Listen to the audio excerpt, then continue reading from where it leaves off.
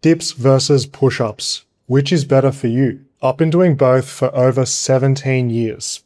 Here's what you should know. Dips are more challenging because you're lifting 100% of your body weight compared to push-ups where you're pushing around 70% when done on the floor. Dips are more technical because you're supporting yourself with just your hands while the rest of your body is moving around. The real challenge is at the scapula, controlling the shoulder blades. Everyone finds this aspect hard, fighting every single rep to keep your shoulders locked in place and avoid that dreaded elevation. Push-ups are much more stable by comparison to dips. With your feet anchored to the floor, balance is less of a factor, which allows you to give your full focus, your full effort onto pushing and producing force. With your standard bodyweight variations, push-ups are easier and dips are harder, but you're able to overload both for a further challenge just like this. Dips are the superior choice when it comes to long-term overload with weights. All you need is a dip belt and you can stack on as many plates to your body as you need. This is the biggest selling point of weighted dips. You can just keep on making linear progress until the end of time. Because dips are simple to progressively overload, they're generally a better option for long-term strength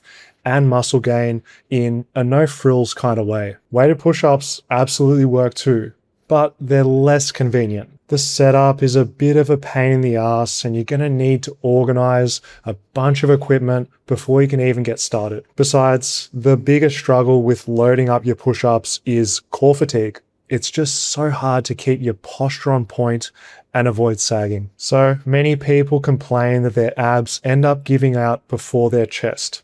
It's really annoying when you have to stop a set because of core fatigue when you could have kept doing more push-ups. For weighted calisthenics, dips are the more mainstream variation because they're easier to standardize when it comes to technique as well as load up, whereas the weighted push-up is often seen as more of an accessory because no one ever asks, how much can you lift on a push-up, bro?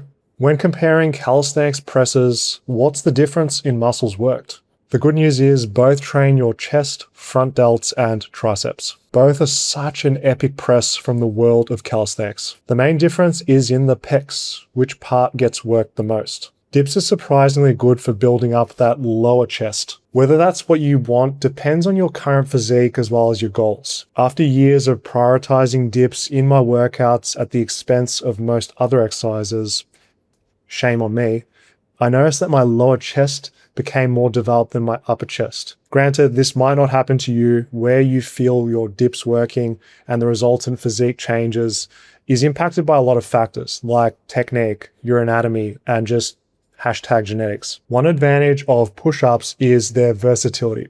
By simply changing your body angle, you can shift the emphasis to different parts of the chest. For example, when you elevate your feet and you're doing push-ups at a decline, it challenges the demands on the upper or the clavicular fibers of the chest. Give it a go in your next workout and you'll definitely feel DOMS in a different part of your chest. When it comes to hypertrophy, you can't go wrong with either.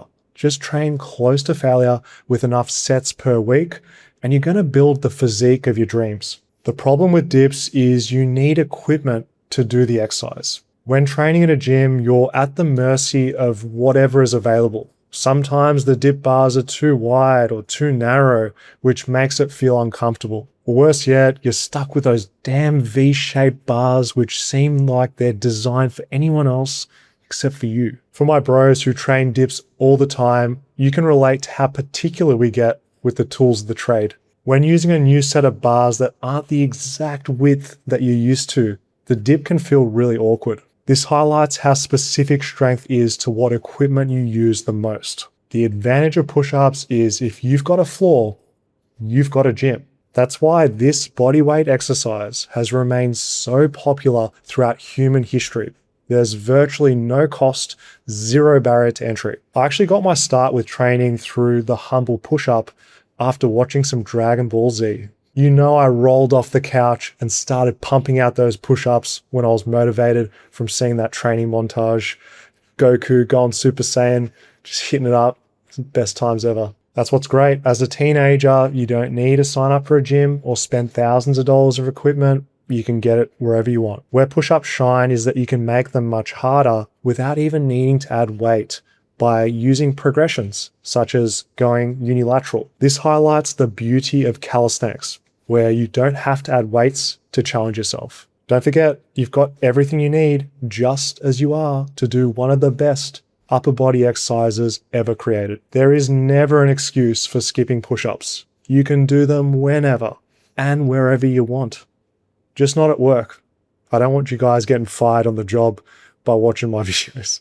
One of the biggest differences between dips and push-ups is the range of motion at the shoulders. Even compared to a deficit push-up, a deep dip still takes your shoulders through more extension. Now, this extra ROM with dips is both a pro and a con. If you've got the mobility, strength, and control to handle them, that deep stretch can feel incredible on dips, and they're just so fun to train. But if you're not quite ready for them just yet, dips are one of the exercises people most commonly complain about. That's why they've developed a reputation for hurting shoulders or causing costochondritis. Push-ups, they're generally more joint friendly for most people because you're lifting less of your body weight. Your shoulders don't have to travel as far into extension. It's easy to manage the grip width, and your shoulder blades, they're free to move naturally around the ribcage. If you took the average person off the street, most would probably be able to do push-ups pretty comfortably,